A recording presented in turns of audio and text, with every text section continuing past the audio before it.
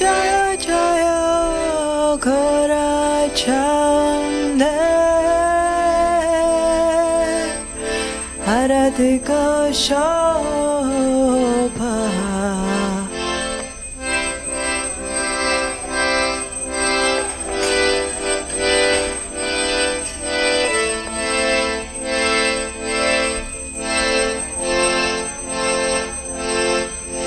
Jaya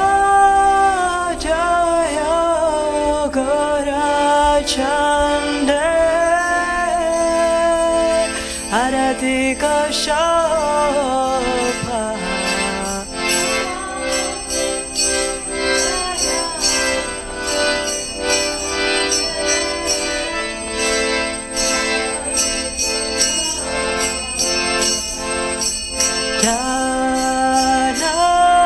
Janavita Thavane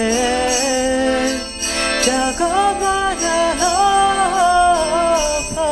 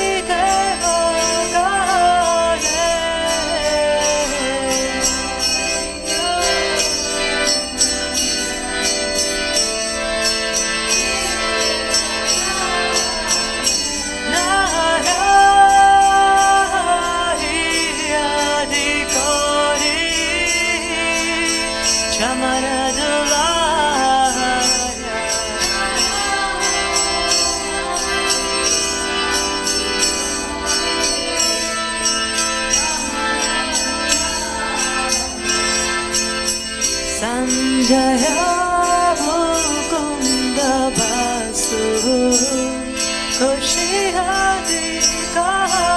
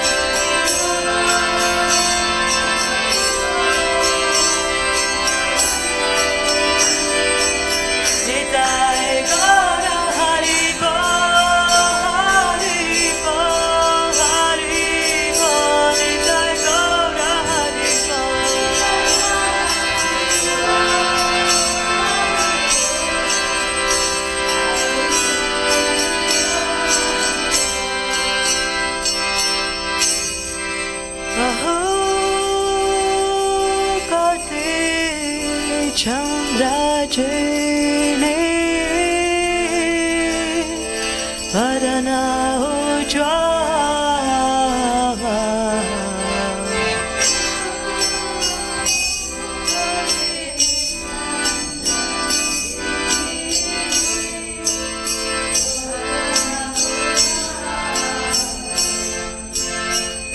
Kala Deshe Banamala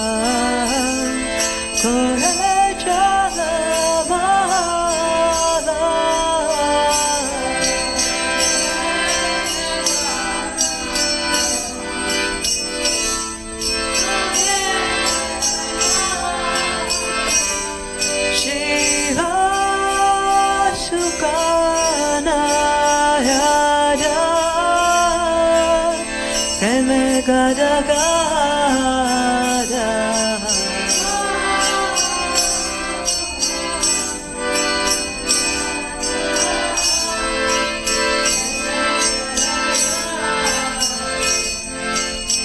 Bhaktivedanta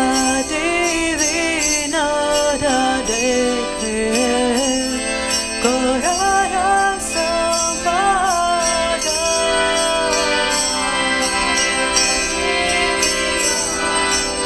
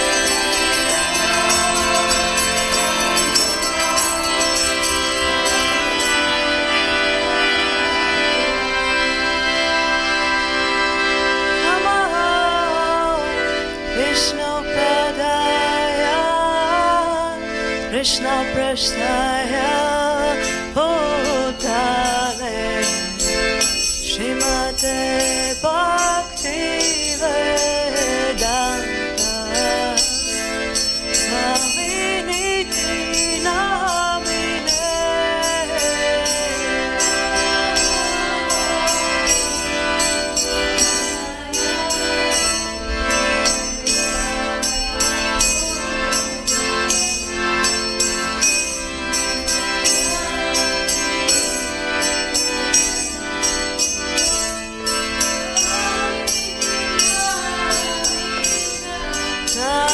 Namaste Saraswati Deve Gauravani Pracharine Nirvishesha Shunyavadi Ashatara Shatarine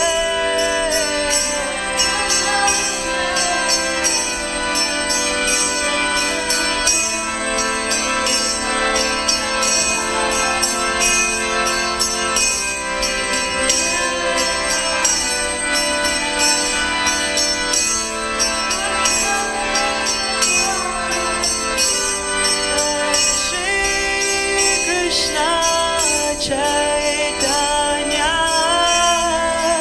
Prabhu Nityananda Shri Advaita Gadadhara Srivasadi Gaura Bhakta Vrinda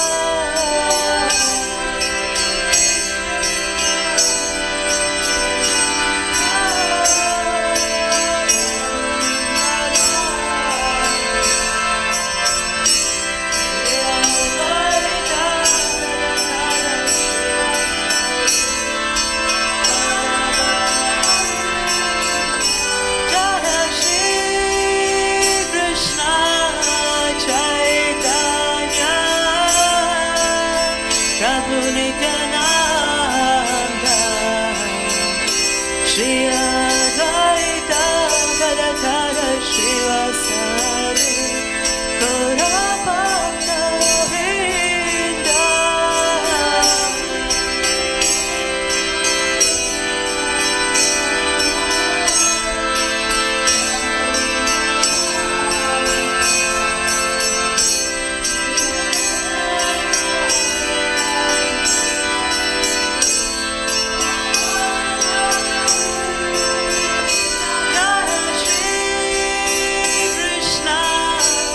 Chaitanya Prabhu Nityananda Shri Advaita Gadadhara Srivasadi Gaura Bhakta Vrinda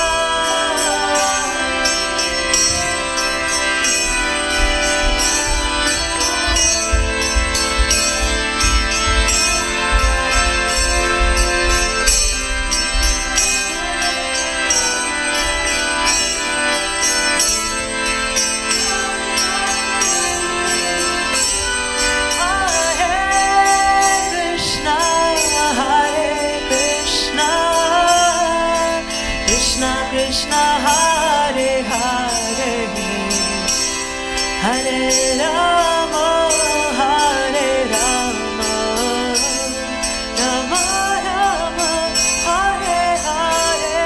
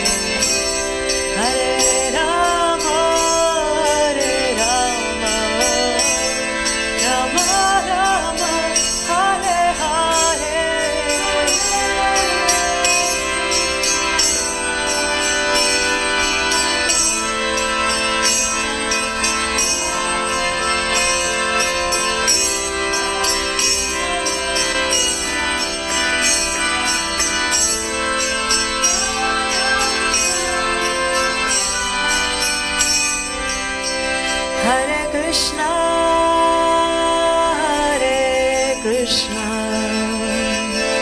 Krishna Krishna, Hare Hare, Hare Rama, Hare Rama, Rama Rama, Hare Hare, Hare Krishna,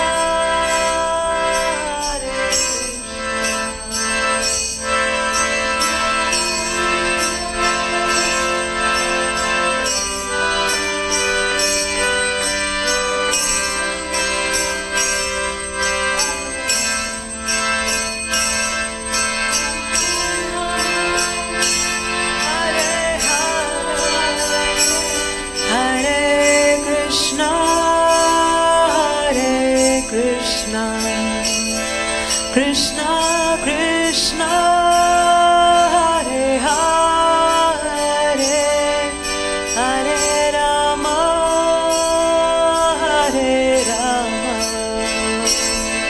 Rama Rama, Hare Hare.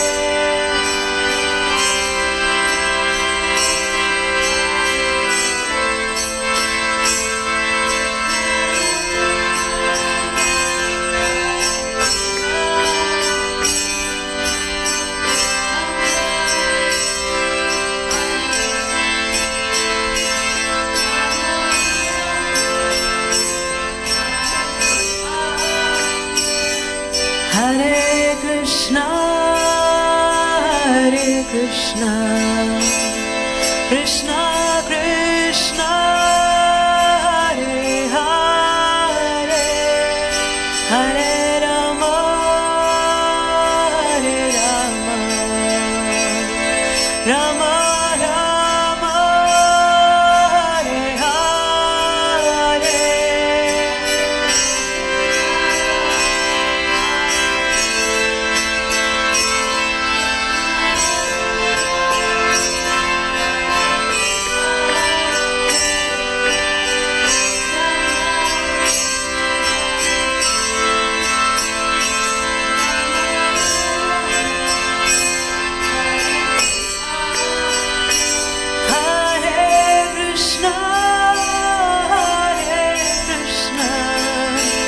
Krishna Krishna, Hare Hare, Hare Rama,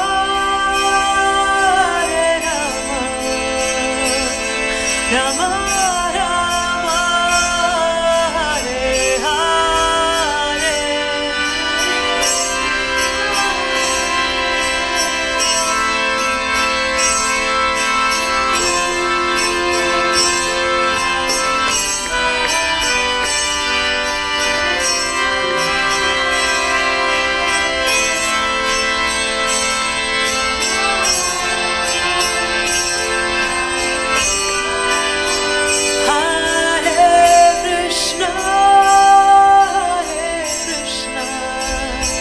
Krishna Krishna, Hare Hare, Hare Rama,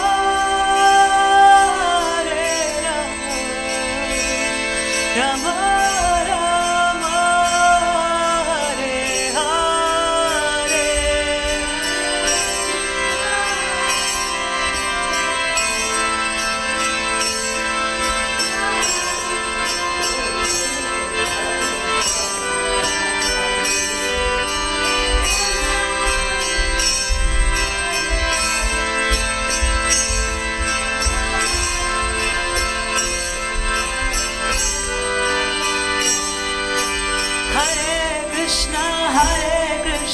Krishna Krishna, Hare Hare, Hare Rama,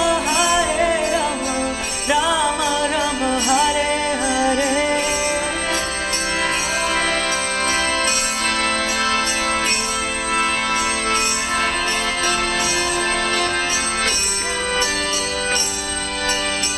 Hare Krishna, Krishna Krishna, Hare Hare, Hare Rama,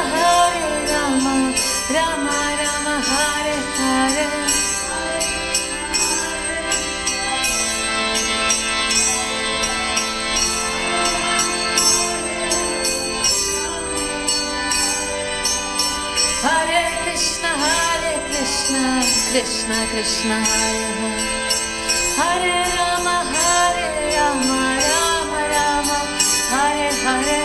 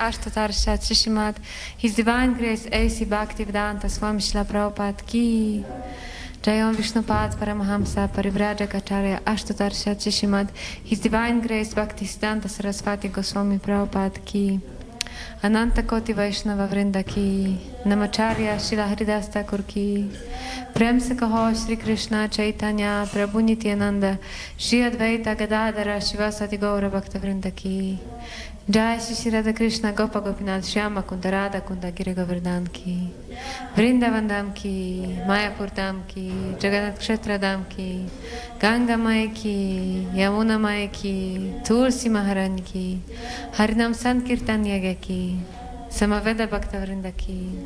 All glories to assembled devotees. All glories to assembled devotees. All glories to assembled devotees. All glories to Sri Guru and Sri Gauranga. All glories to Shri Prabhupada.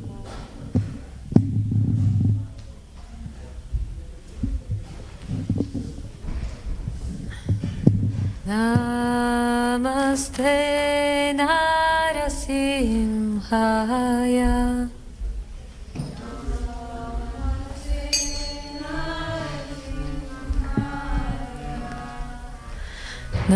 Namaste Narasimhaya.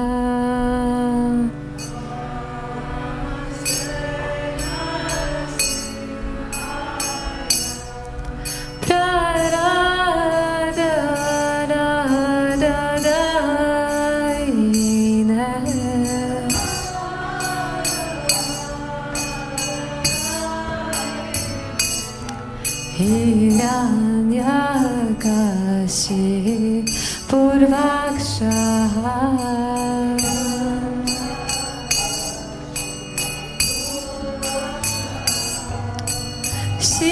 Shiratan Kanakalaya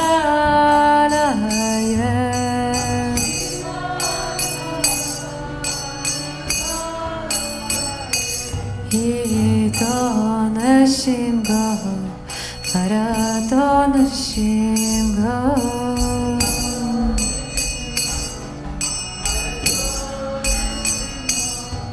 Yato yato yamita etonashimgo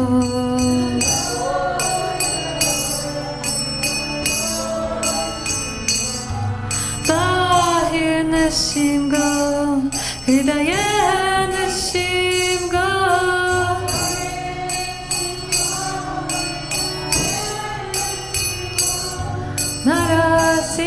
Narasimhamadim Sharanam Prapadya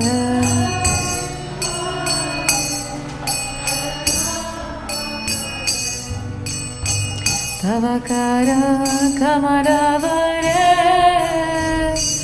Nakam Adbhuta Sringam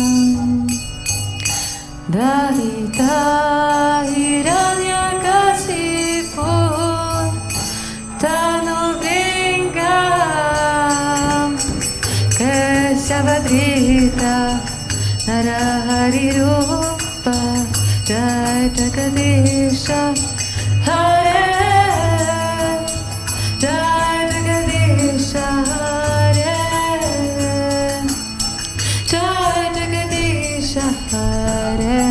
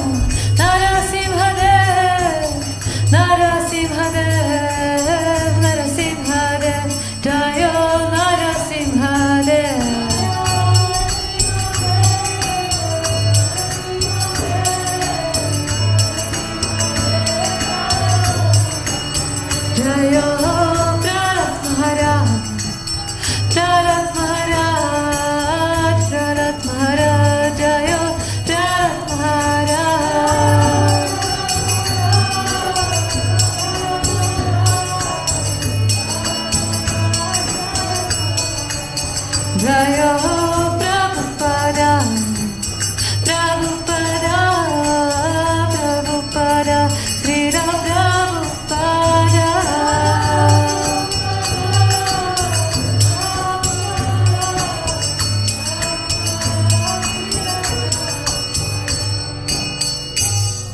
Srila Narasimha Bhagavan ki, Prahlad Maharaj ki, Srila Prabhupada ki.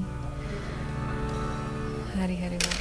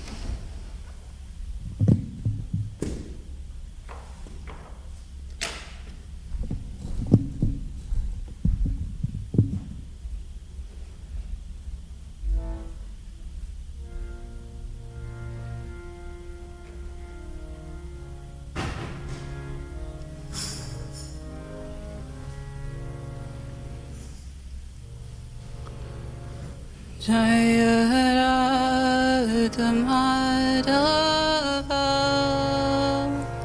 Kunja Bihari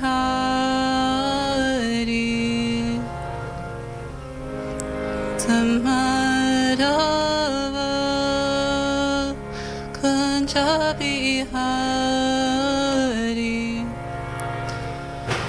Jaya Gopi Janavallabha Girivardhari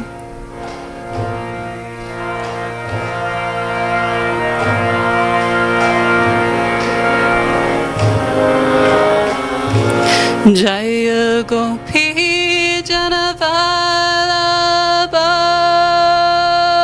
Girivardhari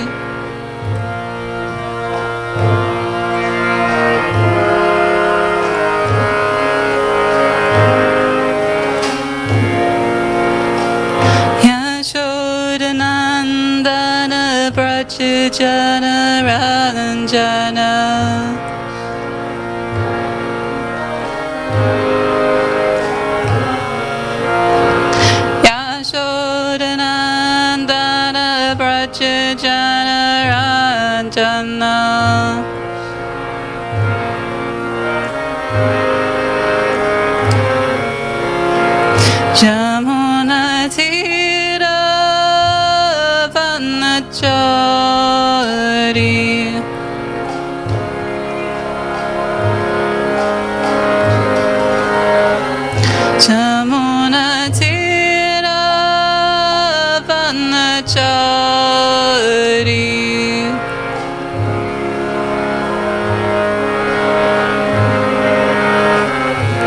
Jaya Radha Madhava Kunja Bihari.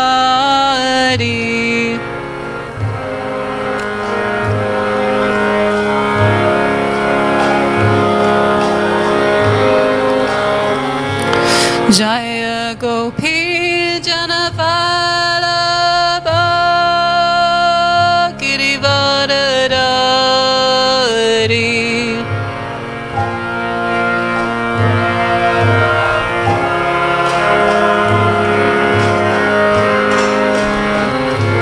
Jaya Gopi Janavalabha Girivardhari.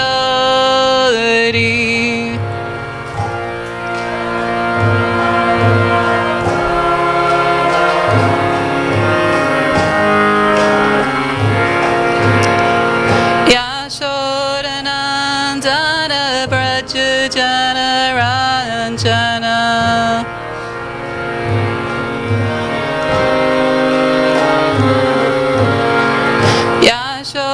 Yashodanandana Brajajana Ranjana.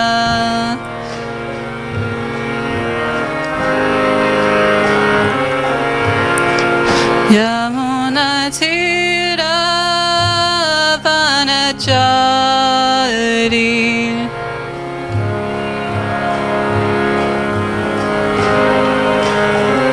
Yamuna Tira Vanachari.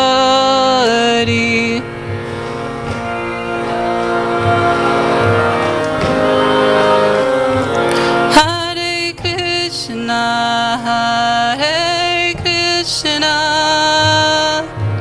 Krishna Krishna, Hare Hare, Hare Rama, Hare Rama, Rama Rama, Hare Hare.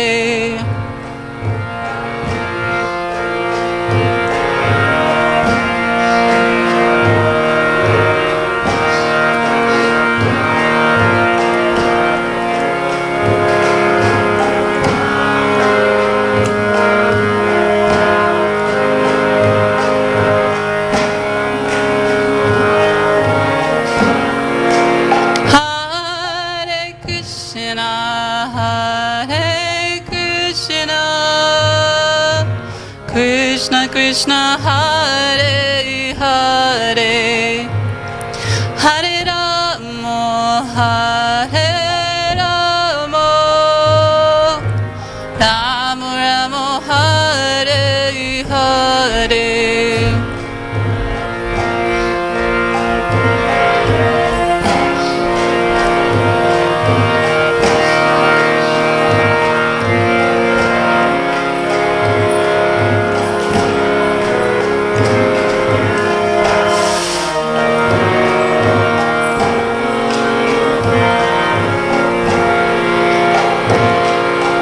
Hare Krishna, Hare Krishna,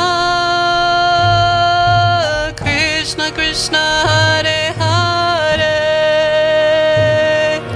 Hare Rama, Hare Rama,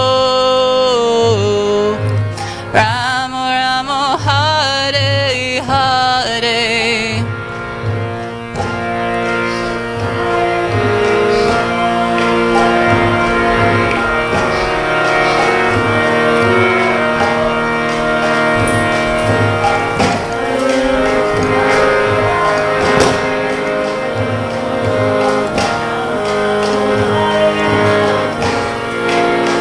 Hare Krishna, Hare Krishna, Krishna Krishna, Hare Hare, Hare Rama, Hare Rama, Rama Rama, Hare Hare.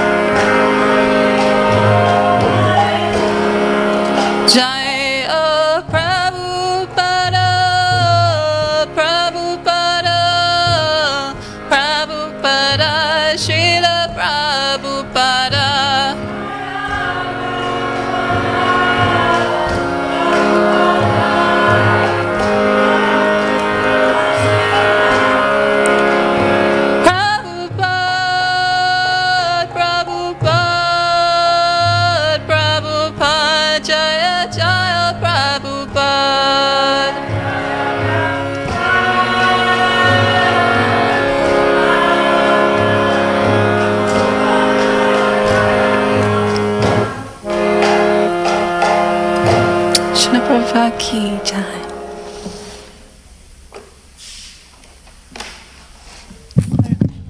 Hare Krishna. Hare Krishna, everybody.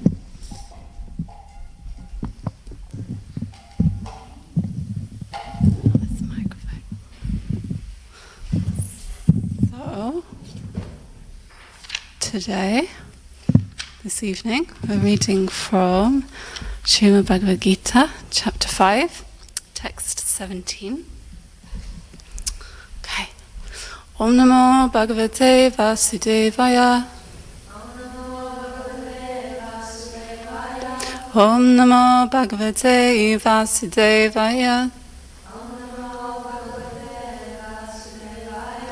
Om Namo Bhagavate Vasudevaya.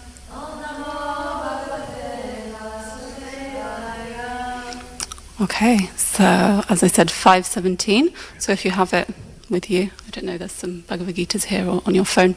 Please repeat the Sanskrit after me. Okay. Tad Buddhayas Tadatmanas. Tad Buddhayas Tadatmanas. Tannishtas Tatparayanaha. Tannishtas Tatparayanaha. Gacchantya Puna Avrittim. Gacchantya Puna Avrittim. Jnana Nidhuta Kalmashaha. Jnana Nidhuta Kalmashaha.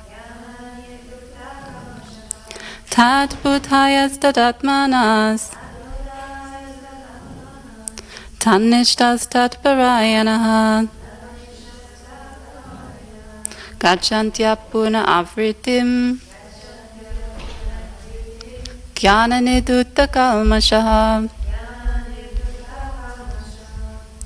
Anyone wants to have a go?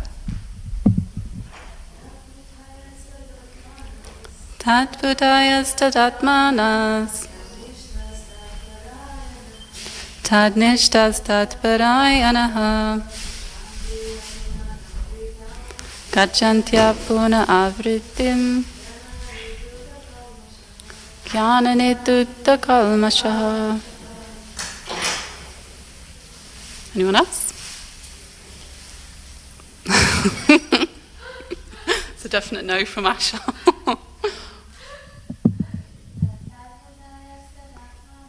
Tad Buddhayas Tadatmanas. Tad Nishtas Tatparayanaha. Gacchantya Puna Avrittim. Jnana Nidhuta Kalmashaha. No, okay. So, word for word. Tad Buddhayaha. Those whose intelligence is always in the Supreme. Tat Atmanaha. Those whose minds are always in the Supreme. Tat Nishtaha. Those whose faith is only meant for the Supreme. Tat Parayanaha. Who have completely taken shelter of him. Gachanti. Go. Apurna ha avritim. To liberation. Jnana. By knowledge. Nirduta. Cleansed. Kalmashaha. Misgivings. Translation and purport by His Divine Grace A.C. Bhaktivedanta Swami Srila Prabhupada ki jai. Translation: when one's intelligence, mind, faith and refuge are all fixed in the Supreme, then one becomes fully cleansed of misgivings through complete knowledge and thus proceeds straight on the path of liberation. Please repeat after me. When one's intelligence, mind, faith and refuge are all fixed in the Supreme, then one becomes fully cleansed of misgivings through complete knowledge, and thus proceeds straight on the path of liberation. Okay, purport. The supreme transcendental truth is Lord Krishna. The whole Bhagavad Gita centers around the declaration that Krishna is the Supreme Personality of Godhead. That is the version of all Vedic literature. Paratattva means the Supreme Reality, who is understood by the knowers of the Supreme as Brahman, Paramatma and Bhagavan. Bhagavan, or the Supreme Personality of Godhead, is the last word in the Absolute. There is nothing more than that. The Lord says, Mata Parataram Nanyat Kinchid Asti Dhananjaya. Impersonal Brahman is also supported by Krishna. Brahmano hi pratisthaham. Therefore, in all ways, Krishna is the supreme reality. One whose mind, intelligence, faith, and refuge are always in Krishna, or in other words, one who is fully in Krishna consciousness, is undoubtedly washed clean of all misgivings and is in perfect knowledge in everything concerning transcendence. A Krishna-conscious person can thoroughly understand that there is duality, simultaneous identity and individuality in Krishna, and, equipped with such transcendental knowledge, one can make steady progress on the path of liberation.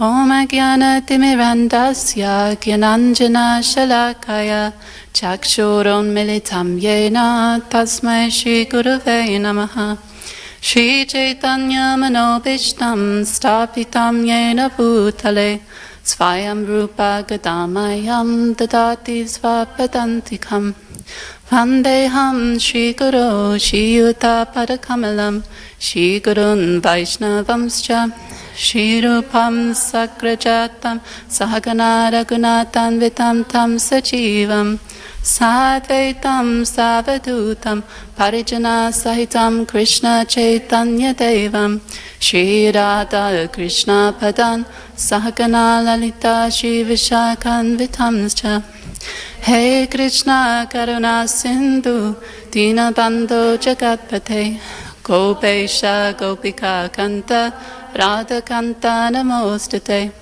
Tapta Kanchana Gourangi Radhe Vrindavaneshwari Rishabhanu Sutta Devi Pranamami Hari Priye Vancha Kalpatarubhyascha Kripa Sindhubhya Evacha Patitanam Pavanebhyo Vaishnavebhyo Namo Namaha Jai Shri Krishna Chaitanya Prabhu Nityananda Shri Advaita Gadadhara Shiva Sadi Gaura Bhakta Vrinda Hare Krishna Krishna Krishna Hare Hare Hare Rama Rama Rama Hare Hare Namo Vishnu Padaya Krishna Prasthaya Bhutale Shrimati Bhaktivedanta Swami Nityanamane Namaste Saraswati Deve Gauravani Pracharane Nevishesha Shunyavadi Paschijata Sadarane. Hare Krishna. Thank you everyone for coming. I wasn't actually expecting to give class today. Well, I did put my name down, and then I realized I had a meeting this evening, and then just earlier the meeting got cancelled. And the person I'd put in for also, she wasn't feeling 100%. So I thought, okay, maybe Krishna wants me to give class after all. So I apologize. I haven't had that much time to prepare, but I've had a little time. So I've made a few notes, and maybe we can have a nice discussion. So I'm just going to go through the translation and purport and just say my understanding and a few other things that came to mind when I was reading it. Okay, so the first thing that stood out to me was about intelligence. So he's saying, all of these things we need to fix on him. So intelligence, mind, faith, and refuge. So the first thing he says is intelligence. And we can fix our intelligence in so many different things. Before we are God conscious, we can, spend so long trying to become intelligent for material knowledge. But actually it's said in the Srimad Bhagavatam, in first canto, chapter 5, text 10, that the words that don't glorify the Lord are like a place of pilgrimage for crows. Vayasam tirtam is like a place of pilgrimage for crows. So, yeah, not so great. And, people can spend their lifetimes just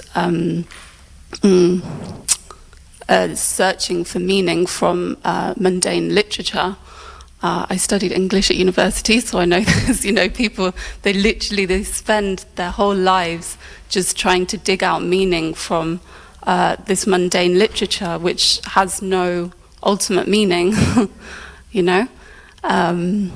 actually the writers themselves are trying to create that meaning. In writing, they're trying to create meaning themselves, because they don't know what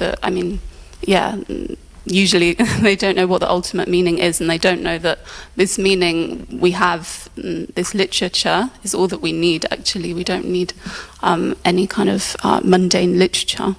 But still, there's such a vast, array of mundane literature that people read, and they find even more meaning in inverted commas than actually there was in the writer's intention in the first place, and all of this is just, it's our natural, what should we say, just our natural disposition to try and find meaning, and actually it's because we're trying to find Krishna, because he is the ultimate meaning, and we're doing this in all sorts of different ways, and one of these ways is through mundane literature. We're trying to find meaning through that. And yes, even actually, so I said I studied literature. There was one writer, or should I say playwright, actually he he even thought, or it was a movement actually, it was called the Theatre of the Absurd, and it was kind of, they were, these writers, they noticed actually that all this literature is, okay, they're just trying to, pointlessly search for meaning, like, is there actually any meaning in this literature, what they're writing, like what are they actually getting out of it? So they got that far, and that was good, but then they went completely the wrong way with it, and he said, it's because there's no meaning to anything, actually. Everyone's trying to find meaning from writing or, the arts, whatever, but it's actually, there's no meaning, and so he even wrote about that, He wrote plays when nothing happened, literally, like just complete nonsense for like a few hours. People would be on stage and nothing actually happens. And he was trying to make the point that there's no meaning to life, but actually in doing that, he was even creating meaning in that. So it was just kind of showing that whatever we do, whatever we try and do, we're always trying to find meaning, and we're always creating meaning, actually. And that's because there is an ultimate meaning in Krishna, and we have this urge, this really deep desire to find Krishna. It's just that we're finding him in all the wrong ways and looking in all the wrong places. We can't escape that there is meaning, and yes.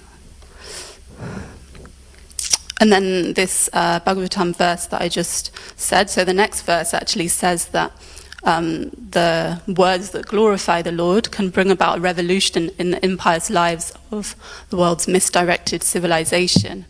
So it's saying that, this mundane literature, it can't do anything for us ultimately, it can't do anything for our ultimate good. But if we read literature which is glorifying Krishna, if we discuss literature which is glorifying Krishna, then it can really transform our lives, transform our whole consciousness, and I'm sure we've all had experience of that. And eternally, it can do us good, of course. Whereas mundane literature ultimately can't give us any real benefit spiritually. Okay, and once we come to the point of realizing that spiritual writing is a good thing. Even then, we can get distracted by because it's still written in a very attractive way, to attract people. So it says actually in chapter 2, it's, where is it? Text 53. Krishna says, when your mind is no longer disturbed by the flowery language of the Vedas, and when it remains fixed in the trance of self-realization, then you will have attained the divine consciousness. So obviously, even spiritual literature is very poetically transposed to attract people and to make it, kind of more enjoyable to read and to study and discuss. And we can get distracted by that, the beautiful imagery, analogies. We start to think, oh, that's nice, but are we actually thinking about it? Is this helping me spiritually? How can I apply this in my life? Or are we just thinking, oh, that's nice, it's a nice idea? Or are we actually applying it to ourselves? So we have to be careful of that, even when we believe that we're doing the right thing by studying Bhagavad Gita, Srimad Bhagavatam, all of these different texts. But are we actually reading it in the right way? Or are we just attracted to the nice stories and the flowery language, as Krishna is saying, this poetic kind of language? Yes. And actually, if we're not seeing the spiritual potency of these texts, then we can't relish it as much either, actually. We may think that we're relishing it, but we can't as much because it's not eternal. We just, for some time, think, oh, this is nice to read. But if we're not seeing its spiritual value, then it's not going to permanently kind of make an imprint in our heart and help us with our spiritual progression. And it actually, it doesn't have spiritual meaning then, does it? It's just kind of some, I don't know, sentimental, I guess. Yeah, some sentimental, like emotional thing maybe that we like the way it sounds. It's not got some, spiritual deep meaning. And then Krishna also says how to fix our intelligence in a few places in Bhagavad Gita. One verse that stands out to me is 1870. We always chant it before. I've been sometimes doing discussions with Radha Shakti Mataji. She uses the format from Chintamani Mataji, and she's always chanting this verse before discussions. And 1870, so Adyashyate chaya imam dharmam savadam avayaho jnana yagyanatena ishtasyam iti me matihi. That when we're studying, we're actually worshipping Krishna with our intelligence. So it's actually a form of worship, studying. And it's like fixing our intelligence in the right place, isn't it? If we're really trying to, by our study and by reading, we're really trying to understand who Krishna is, then that's a form of worship, isn't it? We're really going deep into trying to understand who Krishna is, which is ultimately the purpose of our life. Yeah. And this really indicates to us the importance of reading Srila Prabhupada's books and studying them with scrutiny as well. He spent so long, writing all of these books for us to lay out, simply for us to understand this transcendental knowledge. And so we need to make the most of it. And then it will help us to, like it says in the verse, fix our intelligence in Krishna, in the Supreme. Okay, so the next thing in the verse was about the mind, fixing the mind. Now this is something I think we all struggle with, yeah? Like during japa especially for me. And sometimes I kind of... I try and observe, like, where my mind has been, like throughout the day. Like at the end of the day, I'm thinking like, okay, where have my thoughts been, actually? And a good way to kind of see that is by keeping a journal. You know, you could see like where your consciousness is at, and like look back, you know, a few weeks, months, even years, and you say, oh yeah, this is how I was doing, and you can check your progress. And also then it can help you to kind of detach from your thoughts a little bit, and just observe where your consciousness is. See, and you can see like how distracted you get, and how, you know, you just get so absorbed in just random things like that don't even matter that much. But by writing, at least for me, I find that it helps me to get those things out, you know. If it's like something I just can't get this out of my head, yeah, then writing it down just helps to, you know, just let it out, and then sometimes you can part with it a little bit at least. Yeah, even during japa, actually, sometimes keeping like a kind of journal of like the thoughts that were really like pervading your japa, because often, I don't know about everyone else, but often it's like just one or two thoughts that just keep coming back and back, and it's just like you go round and round and round. You say, okay, no, I'm not going to think about this, and then a few months later it like pops up again. I was doing this for a while, and you know, just writing down. Sometimes even like midway through japa, I just, you know, write down, okay, I'm thinking about this, because it was just not going out of my head. And sometimes I'd wait till the end of japa and then just note everything down. But if it was something that was really like bothering me so much, I'd write it down even in the middle. But it showed me, it made me see actually where I was having problems, and what I needed to speak, you know, confidentially to devotees about. It made me realize, yeah, where my problems are, because sometimes it's like, if it's in your head, it's all a bit, you know, in the sky, and it's like, it's not quite concrete. But once you've written it down, it's like, oh yeah, that's a problem for me.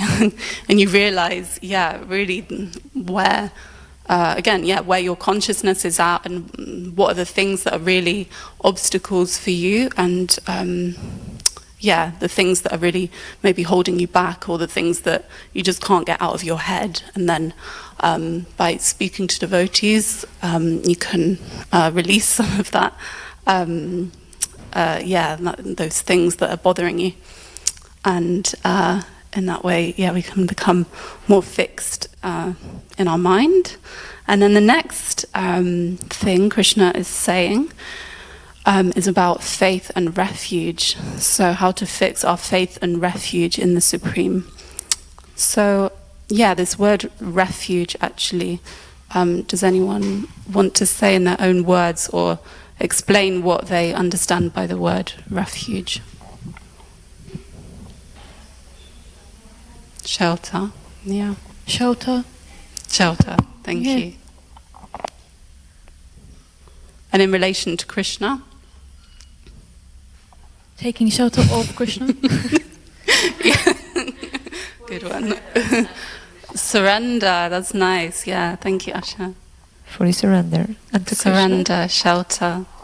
This is nice. Yeah. Okay. Thank you. Yes. So I was thinking about this. Yeah, we take refuge or shelter of so many things in our lives. Before we're devotees, we can take shelter of, I don't know, intoxicants. You know, if we're feeling down, some people turn to intoxicants. Or making money, they become really obsessed with trying to make the most money. And that's their, like, you know, they're kind of completely fixed in that. That's their, like, life aim. I remember before I came to Krishna consciousness watching this show called The Apprentice, I don't know. And these people were just so, you know, fixed on, like, they didn't even think of anything else. And that's like, it's a good example of someone's consciousness being so fixed that that's all they're thinking about, but they just need to direct it, towards something more constructive. Can I say Yes, something? please. We see this in everyday's life when we don't have this, because our life is duality, so there is some material and spiritual life. Sure. But when we have only, when we have only spirit, like material life, so we are going to work, going back, making something to eat, and go somewhere, then sleep, and again. And the day is, in your mind is only fixed on this material thing. You don't have this. So this is like you're saying, you have like, something on your eyes, some glasses, like sunglasses, and you don't see that there are other things in your life, which make your perspective wider and open your mind and eyes on many things. So this is like you're saying. Thank you very much, Asha. That was nice. It reminds me of, some people give this example of, we need to see through the eyes of Shastra, but often we're seeing through the eyes, through whatever's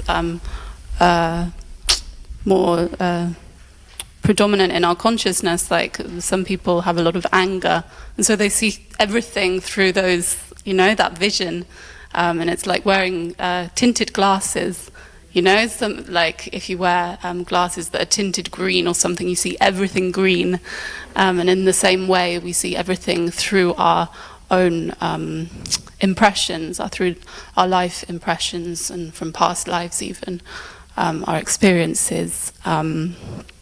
And it makes us very fixed in whatever that is, and we just have to try and transform it into something spiritual, so we can see everything through the eyes of Shastra, and through some spiritual vision. We need our spiritual sunglasses on, so that we can see that in that way. Yes, thank you.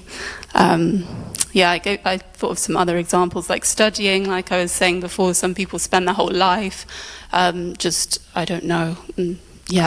writing, analysing literature, or, in science, trying to experiment with this and that, just really trying to find the truth, like, going to outer space and, really trying to understand everything that there is, and we can't do that because look how small we are. And artists even, they're taking refuge. I think there's this, how do you say this? Anyway, this example, should I say, of like tortured artist. We say, often artists are they're very, like, they've been through a lot of suffering, or they're really hurting inside, and they take refuge in art or, music. When I say artist, I mean just the broader term. Something really deep, and it's, that's the way that they can express themselves.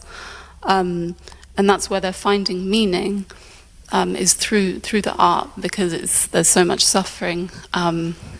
It's helping them to deal with their emotions, but ultimately it's not going to help them. We need to take refuge of something spiritual.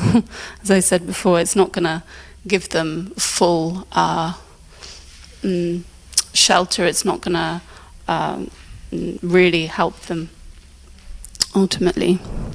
I was going to read actually some of Queen Kunti's prayers, because she's just a perfect example of somebody who has taken full shelter of Krishna.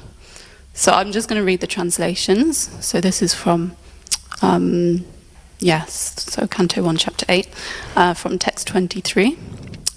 O Rishikesh, master of the senses and lord of lords, you have released your mother, Devaki, who was long imprisoned and distressed by the envious King Kamsa, and me and my children from a series of constant dangers. My dear Krishna, your lordship has protected us from a poisoned cake, from a great fire, from cannibals, from the vicious assembly, from sufferings during our exile in the forest, and from the battle where great generals fought. And now you have saved us from the weapon of Asvatthama. I wish that all those calamities would happen again and again, so that we could see you again and again. For seeing you means that we will no longer see repeated births and deaths. That's quite a famous verse. I think many people have heard that before, that she's even praying to Krishna to have calamities because it helps her to remember Krishna. You know, she has to take refuge of Krishna because there's nobody else. And so she's even praying that those difficulties would come upon her again. Carrying on. My Lord, your Lordship can easily be approached, but only by those who are materially exhausted. One who is on the path of material progress, trying to improve himself with respectable parentage, great opulence, high education, and bodily beauty, cannot approach you with sincere feeling. Yeah, so that's also explaining actually that if we have nothing materially, it's easier to become fixed in refuge of Krishna, to be fixed in taking shelter of Krishna. And she goes on, my obeisances are unto you, who are the property of the materially impoverished. You have nothing to do with the actions and reactions of the material modes of nature. You are self-satisfied, and therefore you are the most gentle and a master of the monists. Okay, I'm going to skip a few. Text 33. Others say that since both Vasudeva and Devaki prayed for you, you have taken your birth as their son. Undoubtedly you are unborn, yet you take your birth for their welfare and to kill all those who are envious of the demigods. Others say that the world, being overburdened like a boat at sea, is much aggrieved, and that Brahma, who is your son, prayed for you, and you have appeared to diminish the trouble.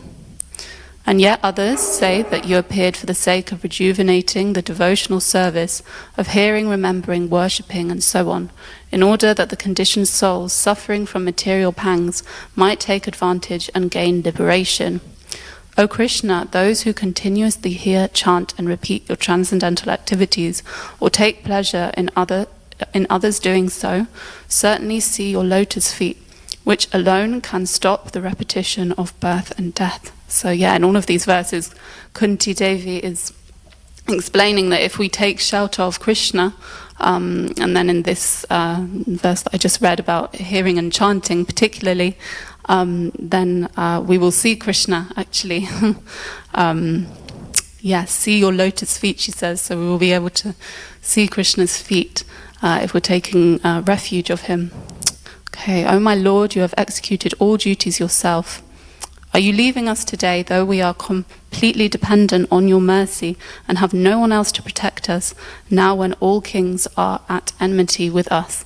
So Kunti Devi is really, she's realized that, Krishna's the only one that can save her in the situation she's in. And for us as well, it's said that a chaste devotee of the Lord only goes to Krishna for shelter. Doesn't go to anybody else. That's the definition of a chaste devotee to the Lord. Is there any? I can read a bit more. Or maybe we'll stop there actually, there's not so much time. And I was also thinking of Draupadi. She's another example of somebody that completely took shelter of Krishna. She was in this assembly surrounded by men, even in her own family, about to be disrobed. I can't imagine how that must feel. And she just prayed with all her heart. And so Krishna protected her. And actually there's another backstory to why Krishna protected her. It's explained in the Mahabharata that Krishna cut his finger, and Draupadi, she ripped her silk sari. It was a beautiful sari, and she just ripped it to cover his cut.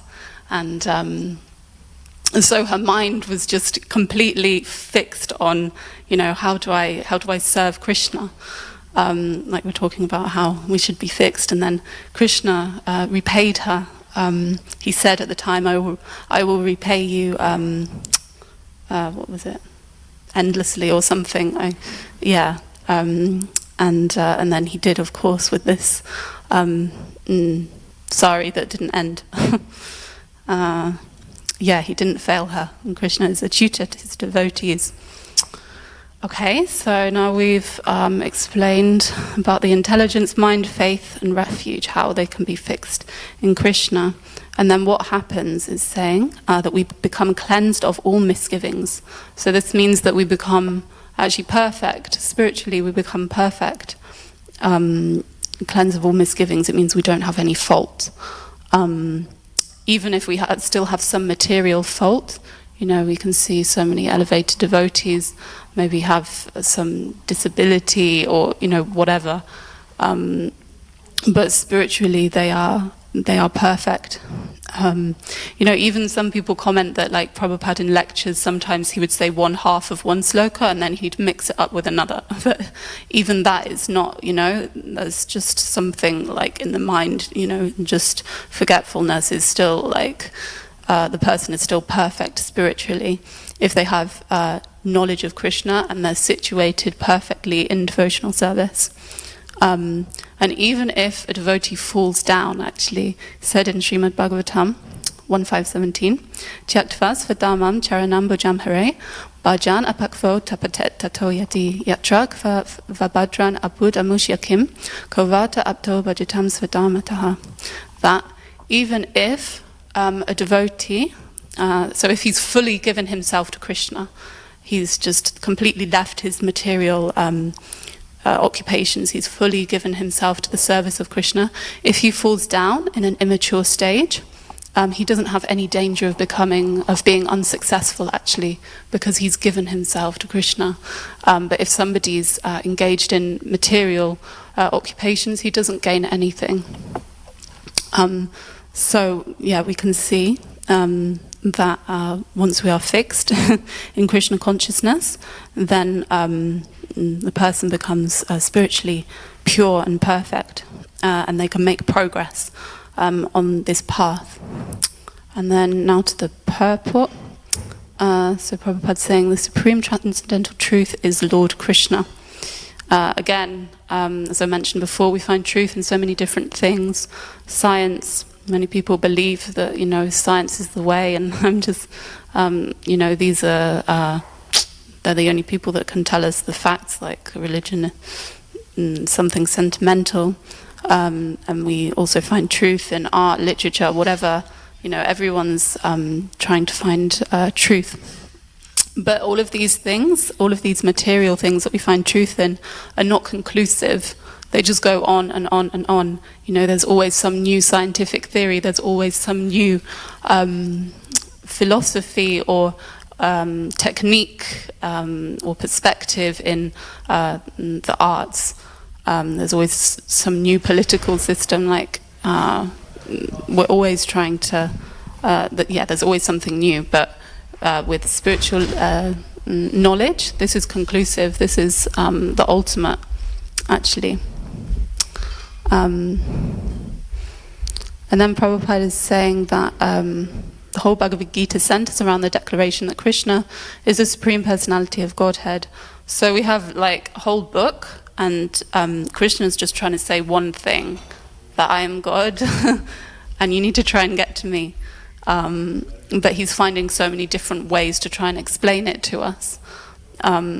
And then we even need purports from Prabhupada to explain it even more, because we're so fallen these days that we need extra nurturing, extra explanation. Actually, I'll pause there. Is there any like comments or questions, because time is nearly gone? Actually, I wanted to ask about the last question from Prabhupada's purport. Mm-hmm. Krishna conscious person can fully understand that there is duality in Krishna. So if you can just elaborate more about this. Yeah. And sure. Okay. So the Mayavad theory is that we have a personality just in this world, just in this material body, that we came into illusion, and that's why we've taken on this personality. But ultimately, we're all one, and we're all going to merge. Once we have realized who we are, we're all going to merge into one mush. And yeah, we don't have a personality, we're all one. But actually, a Krishna conscious person, somebody who knows who Krishna is and is working for him, realizes that there is duality. So realizes that Krishna is a person, simultaneous identity. So he's a person and individuality. So he's unique, and all of us are also unique personalities eternally. So it says in chapter 2, text 12, I want to try and remember this verse. How does it start? Na tveva ham jatuna samnatvam nemejana depaha na chaiva na bhavishyami sarve vayamataparam. That never was there a time when I did not exist, nor you, nor any of these Satan kings, nor in the future will any of us cease to be. So Krishna's saying here as well, this is backing up, this point that he's making in the end of the purport, that we are all eternally, have personality, we're all eternally individual, separate. We have separate identities eternally, and we have a unique relationship with Krishna as well. Prabhupada is indicating this, simultaneous identity and individuality in Krishna. We have a unique relationship with him. And then he's also saying, actually, I'll just go on anyway, to explain. If we have this knowledge that of this personal relationship with Krishna and that he is a person, then we can make steady progress, he's saying, so we can actually advance much quicker. But it's said, it's 12.5, isn't it? That it's very difficult on the impersonal path. It's very difficult to make progress. But with this knowledge that Krishna is a person, it's we can make that progress more quickly. Does that help? Yes, thank you. Okay. Anything else? Did you ask? Okay, I can go on for a bit. We'll just go till past. What else was I saying? Oh yeah, this point that he's making, that Bhagavan is the last word. What's he saying? Yeah, so Prabhupada's explaining that there's three aspects to the absolute truth, the Brahman, Paramatma, and Bhagavan. We know the Brahman is the impersonal effulgence of the Lord, Paramatma is the Lord within the heart, and Bhagavan is the topmost, he's the personal form of the Lord, and this is the supreme, the ultimate form of the Lord. And Prabhupada says that Bhagavan is the last word in the absolute. I really like how, Prabhupada uses the last word in the absolute. Usually, we use this, I've only really heard this phrase, the last word, used, when you're having an argument with someone and you want to get the last word, if you're really annoyed, she's always getting the last word in. And it's a sign that someone has said something that you can't argue with. If they've got the last word, they've said something, and the other person they don't have anything to throw back at the person. And so it's indicating here that Krishna, what he's said, this knowledge that he's given, we can't argue with it. That's it. Once he's said it, there's nothing that we can argue with. And Bhagavan, this personal form, we can't argue with that. There's nothing, the argument cannot be refuted. It's absolute, and it ends the arguments. So it's like saying, so Krishna is God, it's like an absolute fact. It's just like saying a banana is yellow, or there's water in the sea. It's not necessary to say anything else, it's just the absolute truth. And there's nothing more to know. Prabhupada's also saying this in the purport. Whichever angle we look from, Krishna is always God. And yes, I think that's all actually. So I'll just recap actually what we covered. So we spoke about how can we fix our intelligence in Krishna. It's not through mundane literature, and it's not even if we're seeing Shastra from the wrong perspective, if we're just seeing it for how it sounds nice, or it's written in a poetic way, but if we're actually studying it to deepen our relationship with the Lord. and then to fix our mind, observe where our mind is, and I gave a suggestion of writing. It helps us to observe where our thoughts are, and then we can notice that, and then maybe try and change it or make some progress. Then we spoke about faith and refuge, taking refuge of Krishna, being a chaste devotee of the Lord, just taking shelter of him like Queen Kunti or Draupadi. And if we can do these things, then we'll become free of all of our material faults, and a person becomes spiritually perfect. Even if they fall down, if we've given our lives to Krishna, there's no chance of eventually being unsuccessful. And then we spoke a little bit about how many people find truth from many different things: science, art, literature,